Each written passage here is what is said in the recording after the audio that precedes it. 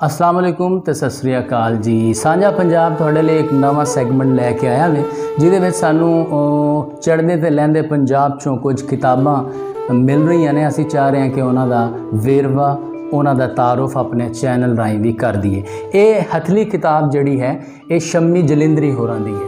ये किताब सानू लाहौर तो नाज उकाड़वी ने भेजी है। मकतबा फजर ने इनू छापिया है। मकतबा फजर लाहौर दा एक बड़ा मशहूर जड़ा है छापा खाना है जिथे किताबां छपदियां ने।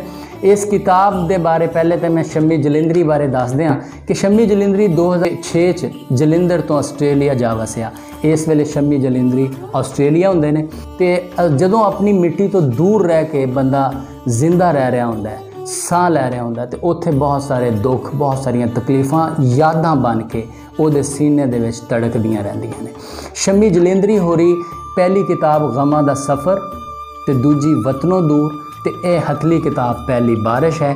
पंजाबी नज़मां दी ये किताब है। ये बारे बाबा नजमी ने कहा है कि शम्मी जलिंदरी दी पहली बारिश नूं पढ़ के उस तरह महसूस होया जिवें मौसम दी पहली बारिश पैन मगरों हुंदा है। उस दी हर नज़म दे लफ्ज़ वर रहीआं कनियां वर्गे ने जिन्हां नूं पढ़दे पढ़दे हर एक रूह शादाब हो जाए। शम्मी दी शायरी सूफियाना ते बड़ी सादा मजाज है। वो बड़े ही आसान लफ्ज़ां नाल बड़े उच्चे ख्यालों की उड़ान भरदा है। उम्मीद है ये बारिश सिर्फ लैंदे ते चढ़दे पंजाब ते नहीं सगों दुनिया के हर कोने विच वसदे पंजाबियों दियां दिलों की ज़मीन ते वरेगी। पहली बारिश की आमद ते मेरे वालों शम्मी नूं दुआवां ते मुबारकबाद। ये बाबा नजमी होरां ने शम्मी जी के बारे अपनी राय दी है, लेकिन मेरी राय शम्मी जी के बारे यहो है कि दमड़ी खातर मिट्टी छड्डी, दमड़ी खातर मिट्टी छड्डी, छड्डे रोंदे नैन, चरखा कत कत उंगलां थकियां, लू नूं पीड़ां पैन, अन्ना चानन झूठे हासे, अखियां पावन वैन, फुल्लां बाज ना खुशबो लभदी, लोक सियाने कहन, सोचां कंडे सैन। शम्मी जलिंदरी होरां दी एक किताब बहुत ही खूबसूरत नज़मां ते मुश्तमिल है। इहदे विच आशिक रुहेल होरां ने खूबसूरत विचार शामिल किए ने।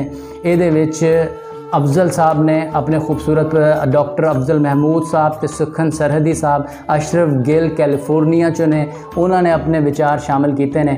मैं इन्हां नूं मुबारकबाद देंदा हाँ शम्मी होरां नूं इस खूबसूरत किताब ते, लेकिन उन्हां दी इस एक नज़म दे नाल ज़रा इस नज़म दा वेखो, रंग वेखो, उड़ान वेखो कि लफ्ज़ दे चेहरे नहीं हुंदे पर फिर भी इन्हां दी अपनी पहचान हुंदी है। इन्हां दा कोई जिस्म नहीं हुंदा पर रूह हुंदी है। ये परिंदियां वांग उड़दे रंगां वांगू घुल जांदे, चंदन वर्गी महक झरनियां जही रवानी, सागरों डूंगे गहरे ते अंबर वांग बुलंद, रुखां वर्गे धुप्पां वर्गे धूड़ां हवावां बारिशां पतझड़ां कदे बहारां वर्गे। ये लफ्ज़ जदों भी मेरी किसी नज़म विच आउंदे आन तो पहला मेरे जहन दी हर शाख ते बहंदे, घूमदे फिरदे नचदे गाउंदे, हौली हौली मेरे लहू विच आ उतरदे, मेरियां उंगलां दे पोटियां तो हुंदे होए मेरी कलम ते चढ़ वर्कियां ते सज संवर के बैठ जांदे।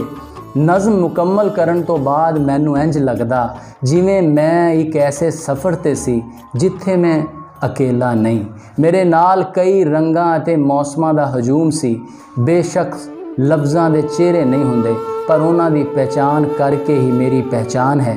मैं एक शायर हाँ। मैं शम्मी जलिंदरी होरां नूं उन्हां दी किताब पहली बारिश ते मुबारकबाद पेश करदा हाँ ते तुहाडे तो भी कहांगा कि इस किताब नूं ज़रूर पढ़न। मकतबा फजर लाहौरों यह किताब छपी है, नाज उकाड़वी होरां ने किताब छापी है। बहुत शुक्रिया जी, जिउंदे रहो वसदे रहो।